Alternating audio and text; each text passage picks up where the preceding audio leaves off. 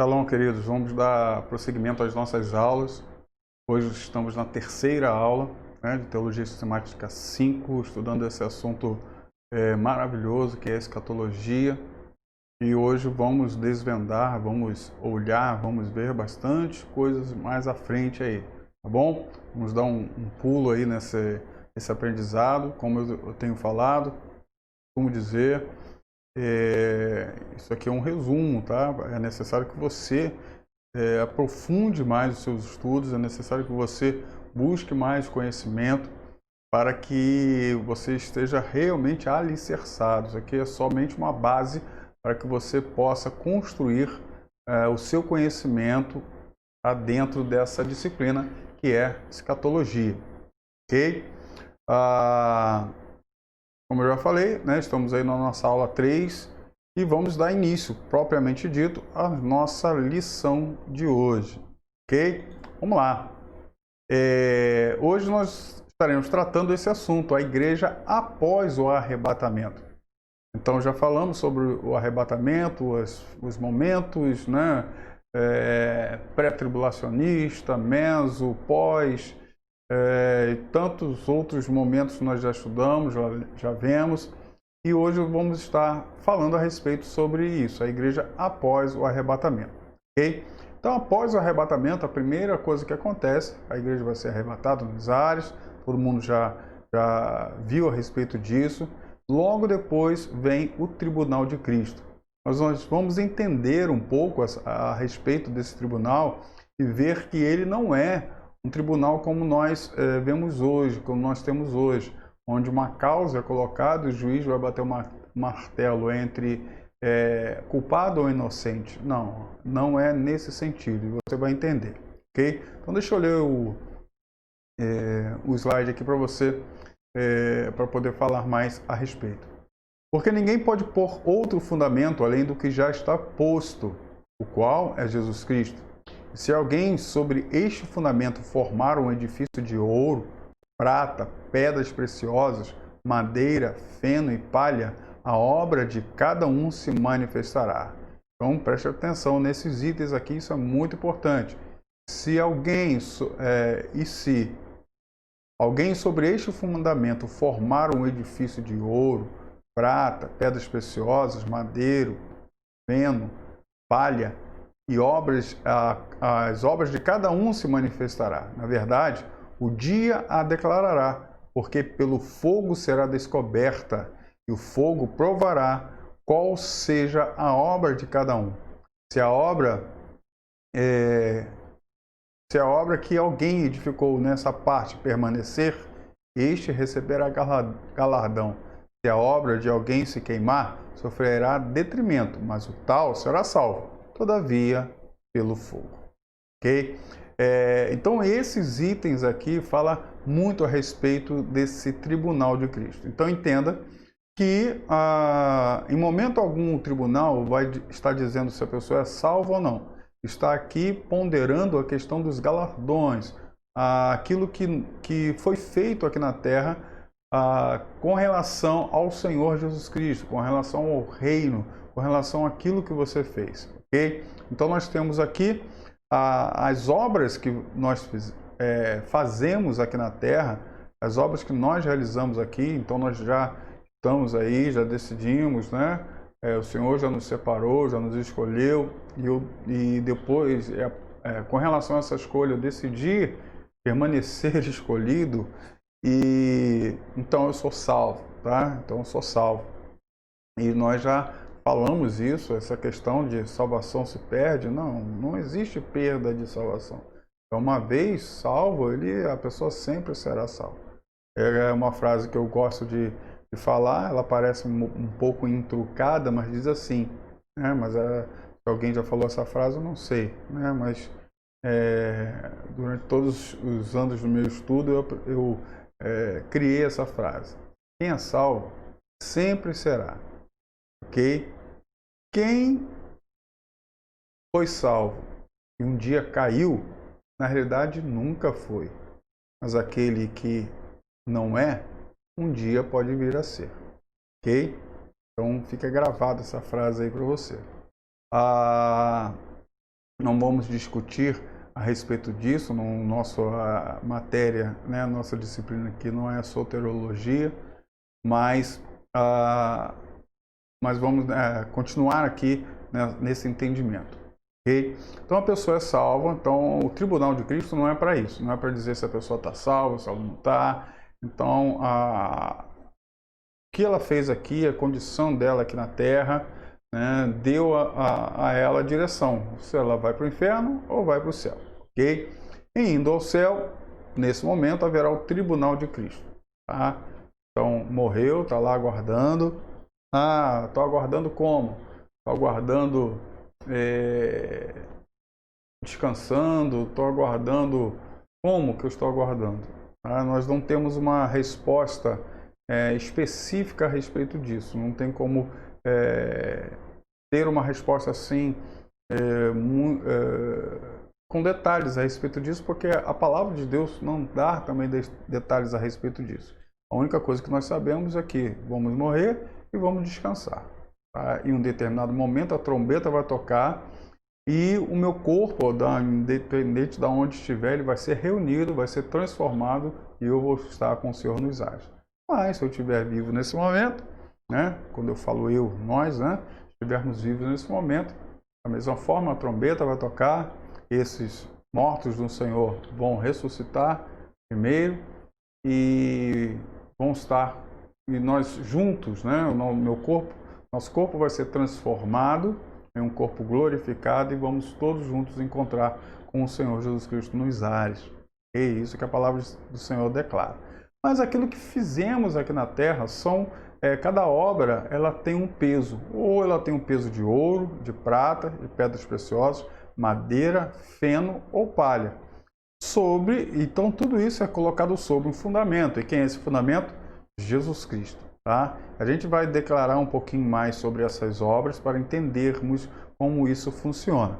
Mas essas obras, elas vão ser jogadas ao fogo, vamos dizer assim.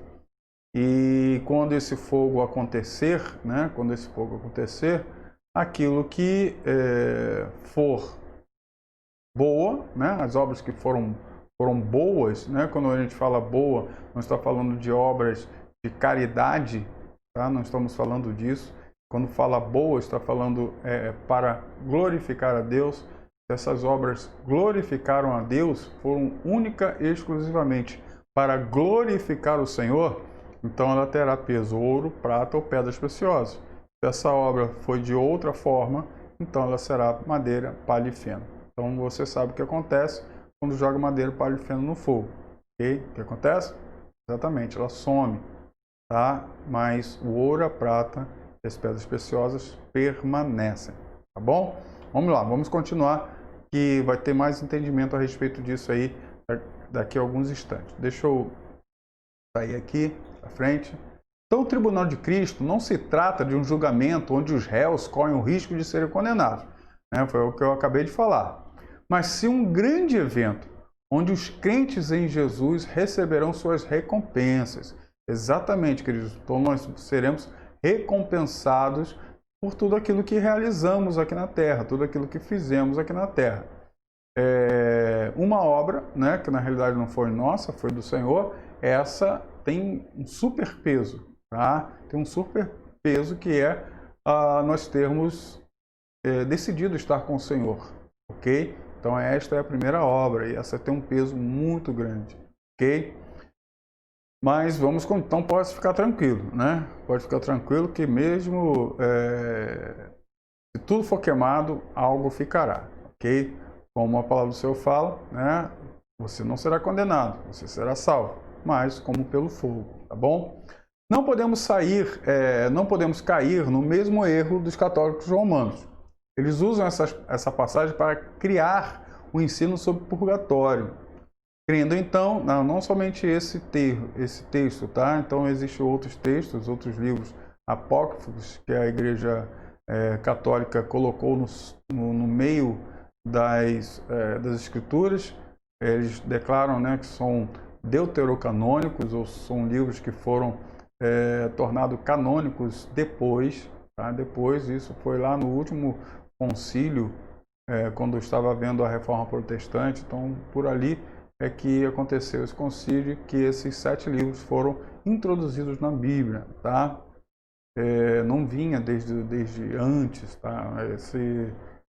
Não foi assim. Okay? Então, tem uma outra história aí, que aí, quando a gente fala sobre bibliologia, a gente fala a respeito disso, tá? Mas, vamos lá.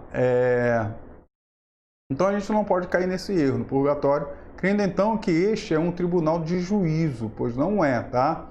Ao ler o que Paulo fala a respeito dos salvos, como pelo fogo, dizem que os que não fizeram o bem necessário para serem salvos, nem o mal necessário para serem condenados, irão para o purgatório, esperando um julgamento posterior e poderá lhes dar uma segunda chance. Para amenizar a sua pena no purgatório e ir mais rápido para o céu, o réu pode contar com a ajuda dos vivos, com os vivos, através de quê? De velas, missas, orações, indulgências e etc. Pois é. É isso, né, que a Igreja Católica ela declara, mas isso não é real, ok? Pois o texto ele não fala nada disso, não está dizendo nada disso. Okay? Então está dizendo, existe realmente o tribunal, a ida aos céus ou ao inferno é decidida aqui, enquanto estamos aqui, não depois da morte, ok? Então não depois da morte. Então aqui é que decidimos para onde iremos. Aonde está no coração, né? Ali está o meu destino, ok? Então é para onde eu vou, aonde está fincado o meu coração. Então, se o seu coração está no Senhor, é para o Senhor que você vai. Mas se o seu coração estiver em outras coisas que não seja o Senhor, é para essas coisas que você vai, ok? Então, queridos, a Igreja Católica tem essa característica de pensar, né? E, eu não fiz todas as boas obras para ir para o céu. Tá? Então, nós temos que entender que para o céu não é necessário obras. Okay? Por isso que a palavra do Senhor fala, deixa bem claro isso. Não é por nós, não é, através das minhas obras. Ok? Não é através das minhas obras. É através da obra de Jesus Cristo na cruz do Calvário. Não através da minha obra. Não é o que eu faço que me leva ao céu. É óbvio que nós temos que tomar muito cuidado quando falamos a respeito disso, pois essas obras, as obras não nos levam aos céus, tá? Mas um salvo realiza obras, ok? Então isso tem que ficar bem claro, tá? Tem que ficar bem claro. Se você é servo do Senhor e não há na sua vida nenhuma obra, podemos questionar essa servidão. Ok? Podemos questionar essa servidão. Mas vamos lá. Então a Igreja Católica coloca essa questão, né, como pano de fundo com relação ao purgatório. Mas isso, como nós já falamos, não existe. Ok? Então a pessoa, né, como diz aí a crença católica, a pessoa ela não fez nem muito bem nem muito mal, fica lá no purgatório e esperando um momento para ser julgado. Que momento é esse? Né? Então não se sabe exatamente que instante é esse. Mas essa pessoa pode sair mais rápido, com a ajudinha dos vivos, daqueles que estão aqui. Então, quando se acende velas para o morto, fazem missas, orações, pagam indulgências, então o seu ente querido que está morto, ele vai subindo degraus até chegar aos céus, tá bom? Isso segundo a Igreja Católica Apostólica Romana, não segundo o que realmente a palavra do Senhor declara, tá bom? Tá? Vamos continuar aí para a gente não perder o fio da meada. Então, como será esse tribunal? Quando em 2 Coríntios 5,10, Paulo diz que todos devemos comparecer diante deste tribunal, e este comparecer no grego é phaneros, phanero, que significa tornar manifesto, ou visível, ou conhecido o que estava escondido ou era desconhecido, manifestar, seja por palavras ou ações, ou de qualquer outro modo. Então, o dicionário Strong fala isso. Então, se você quiser um bom dicionário da língua hebraica e grega, então adquira esse dicionário Strong, que é muito bom, tá? Isso, ele tem em papel, tem digital, é um dicionário ótimo para você ter. E como estudante de teologia, isso é fundamental.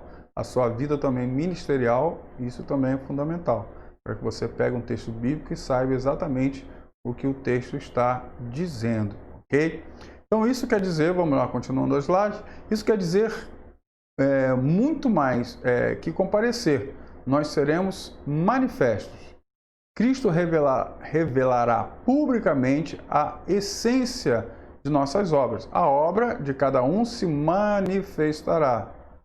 E isso de maneira individual, um por um. Vai demorar isso? Vai. Ou não? Não sei, tá?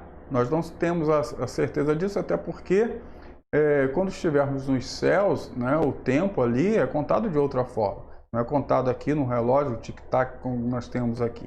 Nós não sabemos que o tempo que levará esse tribunal vai ser 100 milhões de anos ou vai ser 1 minuto, ok? Nós não temos essa ideia.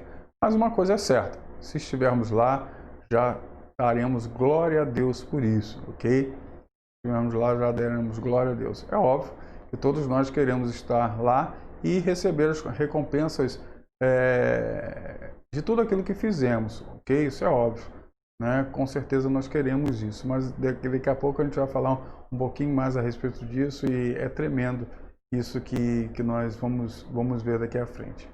Mas, então aquilo que a gente fez, né, vai ser manifesto, tá? Vai se manifestar. Ou seja, tudo aquilo que realizamos, tudo, tá? Todas as obras que realizamos, então será manifesto. Nós seremos conhecidos, né, amplamente, okay? Amplamente. Mas não haverá constrangimento, não haverá nada nesse sentido, porque às vezes nós temos medo desse meu Deus, meu marido vai saber que eu traí, isso, aquilo, então essas coisas vão acontecer. Meu irmão, fica tranquilo. Não é necessário que tudo seja exposto, tá? É necessário que tudo seja exposto para que realmente as nossas vestes sejam alvas como a neve, ok? Então é necessário que isso aconteça e vai ser muito bom não carregar mais fardos, muito bom não carregar mais peso sobre as nossas costas, ok? Tá? Vamos lá. Deixa eu sair aqui. Então, nós temos aí os grupos, né, das obras destrutíveis. Então, nós lemos lá em 1 Coríntios que existem níveis de obras, tá? As obras ouro, prata e pedras preciosas, e temos as obras madeira, palha e feno, né? Madeira, feno e palha. Então, essas obras, nós temos esse primeiro grupo, que são as obras destrutíveis, ok? Então, todos esses materiais apresentados por Paulo são totalmente destruídos quando lançado ao fogo, você concorda? Então, ele some, tá? Ele some. E o paralelo que se faz é justamente esse, pois ele mesmo nos diz que o fogo provará qual seja a obra de cada um. Então, obras feitas sem a devida sinceridade, praticadas para a própria glória, nunca passarão pelo fogo revelador. Porém, é importante ressaltar que a avaliação do tribunal não julgará as obras como sendo boas ou más. Tá? Então, nesse caso, não é obra boa ou uma obra má, mas sim sendo úteis e inúteis. E quais são as úteis? São as obras que permanecem. São as obras que nós fizemos sinceramente para a honra e glória do Senhor Jesus Cristo. Também é bom lembrarmos que o propósito central do bema de Cristo não é humilhar ou vergonhar os salvos, e sim galardoá-los. Ok? Então, esse momento não é para humilhar nem envergonhar ninguém, ok? Mas sim para entregar as nossas recompensas, que são os galardões. Tranquilo? Tá? Deu para entender, né? Então, essas obras, isso aí vai ser colocado no fogo. Palha, feno, madeira, feno e palha vão ser lançados no fogo. E a gente sabe, né, o que vai acontecer. Não permanecerão, sumirão, ok? Sumirão, tá? Então, esse motivo desse fogo, né, que vai revelar as nossas obras, ok? E nós temos, então, o outro grupo das obras indestrutíveis, que quais são? Ouro, prata e pedras preciosas. Então essas obras, elas permanecerão, elas são indestrutíveis. Então o fundamento do edifício é o próprio Jesus Cristo, ok? Nós já lemos isso. E por isso mesmo, se deve usar materiais que condizem com este fundamento. Então Jesus Cristo não é um fundamento qualquer. O Senhor não está construindo uma casa de pau a pique com a gente, para nós, tá? Então, a casa de excelência, onde o fundamento é Ele mesmo. Então, Jesus Cristo é de excelência. E é necessário que o material que está sobre essa fundação, que é Jesus Cristo, sejam também materiais de excelência, tá bom? Então, este grupo fala das obras produzidas pela direção do Espírito Santo, do Espírito de Deus, feitas com sinceridade e sem nenhuma pretensão de vanglória. O fogo trará à tona que realmente é verdadeiro em nossas obras. E é sobre o que restar, e se restar algo, que seremos galardoados, ok? Claro que sempre restará algo, como eu já falei, existe uma obra que não foi feita por nós, mas é feita pelo Senhor, que é a salvação, ok? Então esse sempre terá um peso de recompensa, tá? Quanto à recompensa, parece-nos sensato pensar que ela será uma coroa, ok? Então, nós imaginamos que essa coroa, que o Senhor, esse material, né, o ouro, prata e pedras preciosas, então ele vai ser moldado ali, né, vai ser passado pelo fogo quando isso acontecer, toda impureza, tudo aquilo que não que foi sincero, que não foi para a glória de Deus, então sairá, vai ser destruído, vai ser pulverizado, e somente o ouro puro, a prata pura, as pedras preciosas reluzentes ficarão. Então imaginamos, né, a gente parece, né, sensato, né, como diz aí o slide, a gente entender, né, que ele vai ser moldado uma coroa para colocar sobre a nossa cabeça. Então todos nós teremos coroa, pode ficar tranquilos, tá? Todos nós teremos uma coroa. Claro, outras maiores, outras menores, outras mais enfeitadas com pedras preciosas, outras menos, mas todos nós teremos a nossa coroa. E quanto à recompensa, parece-nos sensato pensar que ela será uma coroa, devido à representação da igreja pelos 24 anciãos, em Apocalipse 4. Tá? Então eu vou abrir daqui a pouquinho para a gente falar a respeito disso, que é algo muito legal.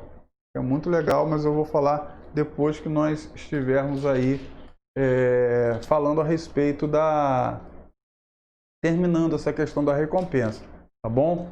Mas é muito legal nós vermos aqui. Deixa eu só deixar aberto aqui na Bíblia. Estou abrindo aqui, para que a gente possa ler daqui a pouco, ok? Deixa eu ver aqui onde está. Tal.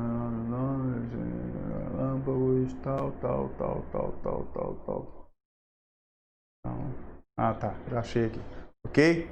Então depois a gente vai ler, tá? Mas, então estes usavam coroas, que no grego é Stéphanos, né?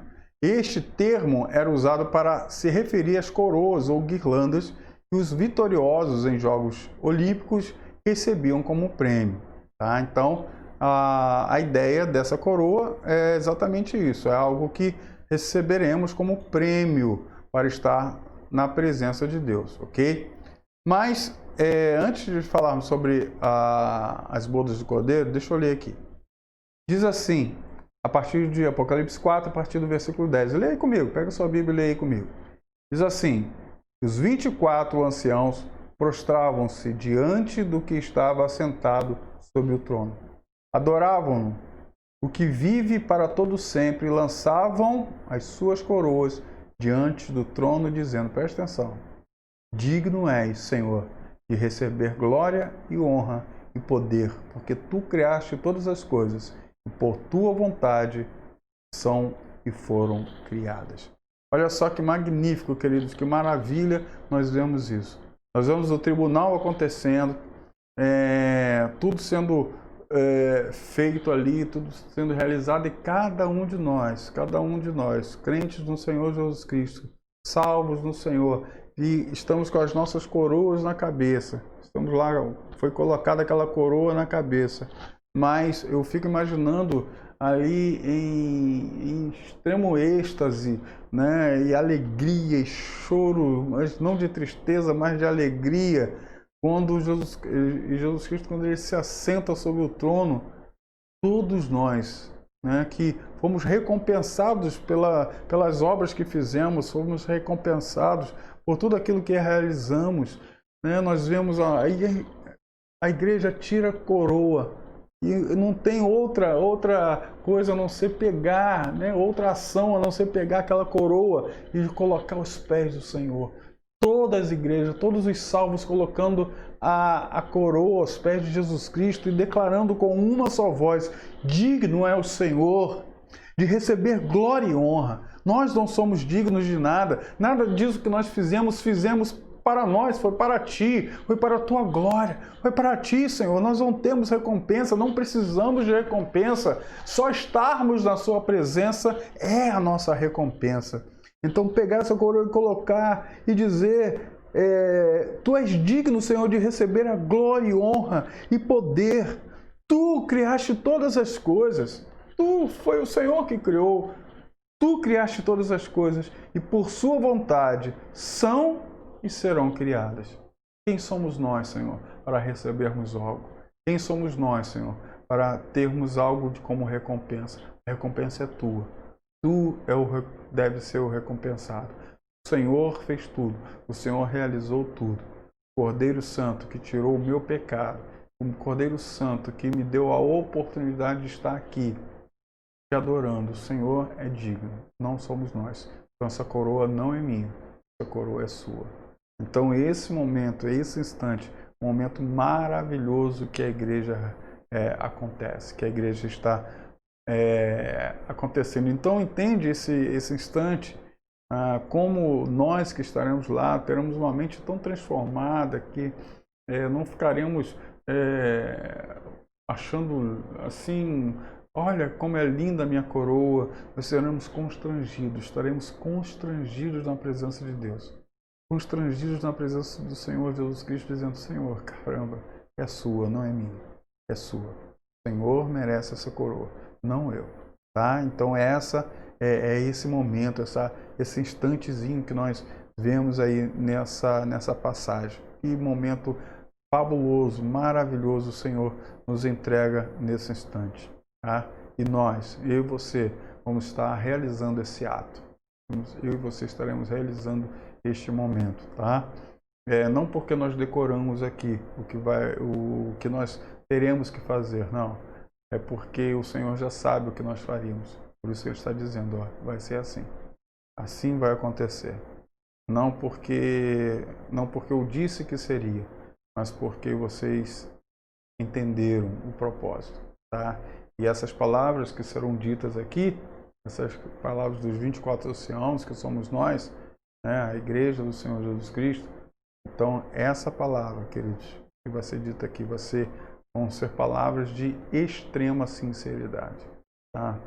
Total sinceridade, ok? Então essa é a igreja do Senhor Jesus Cristo, arrebatada e galardoada pelo Senhor, que não vai receber a honra, que não vai receber a glória, mas vai entregar essa honra e glória aos pés do Senhor. Ok? E aí nós vamos para um outro momento. Vamos para as bodas do Cordeiro. Regozijem-se e alegremo-nos. Regozijemo-nos e alegremo-nos. E demos-lhes glória, porque vindas são as bodas do Cordeiro. E já a sua esposa se aprontou. E disse-me: escreve: bem-aventurado aqueles que são chamados à ceia das bodas do Cordeiro. E disse-me: estas são as verdadeiras palavras de Deus. Então, queridos, nós temos as bodas do Cordeiro, que é exatamente o momento onde é selado, tá? É selado um vínculo eterno entre Jesus e a sua esposa, entre Jesus e a igreja, tá? Então, esse momento extraordinário é que nós estaremos passando. Então, uma das mais importantes metáforas a respeito da igreja, com certeza, é de apresentá-la como noiva. Então, nós somos a noiva de Cristo. Por isso eu digo, né, quando chegar lá nos céus eu vou dar um beijo na boca do meu noivo, tá? Eu vou dar mesmo, ok? Então existem outras muito usadas importantes que apresentam como o corpo de Cristo e rebanho, porém a metáfora de noiva nos parece ser a mais atraente e define melhor o relacionamento entre Cristo e a sua igreja. Tá? Então João Batista apresentou Jesus como noivo, e ele sendo apenas o amigo que se alegrava em ver a sua alegria. Ok? Então nesse momento, João ele é representante, né, o último profeta, o representante do Antigo Testamento, ou seja, representante dos judeus. Tá? Então ele está dizendo aqui, entre judeus e igreja, tá? Eu me alegro como amigo do noivo, ou seja, eu sou judeu, sou amigo do noivo, mas eu não sou a noiva. Tá? Então o amigo do noivo é uma coisa, a igreja é outra. Tá? A igreja é a noiva, mas eu me alegro nesse momento, onde a igreja do Senhor Jesus Cristo, quando a sua noiva se junta eternamente com o seu noivo, que é Jesus Cristo. Paulo também usa essa metáfora para falar a respeito da vida conjugal, fortalecendo o seu ensino com o exemplo de Jesus, que amou a sua igreja, ou seja, a noiva, e que deu a sua vida por ela. Está lá em Efésios 5. Nos versículos acima, vemos o João, o apóstolo, usando para falar do momento da celebração da união de Cristo com a sua amada igreja. Então, o que João vê, né, nessas bodas, ou seja, nessa festa de casamento, é a união eterna entre Jesus e a igreja dele, tá? A sua noiva. Que momento espetacular, tá? E isso vai estar acontecendo lá nos céus, ok? Então isso vai estar acontecendo lá nos céus. Então houve o tribunal de Cristo, Bema, tá? Que nós chamamos de Bema, o tribunal. Você vai ler na apostila, tem muito mais questões ali, tem muito mais coisas ali a respeito, tá? Versículos que falam, né? A gente aqui não tem tempo de falar tudo isso, porque a gente, se eu for falar, a gente não vai parar aqui, tá? Vai ficar direto aí falando e não vai ser legal, ok? Mas tem muita coisa para a gente falar, tá bom? E agora nós vamos falar sobre a grande tribulação, ok? Eu vou dar uma paradinha aqui, vou postar esse vídeo e depois a gente volta com outra parte, tá bom? Espera aí.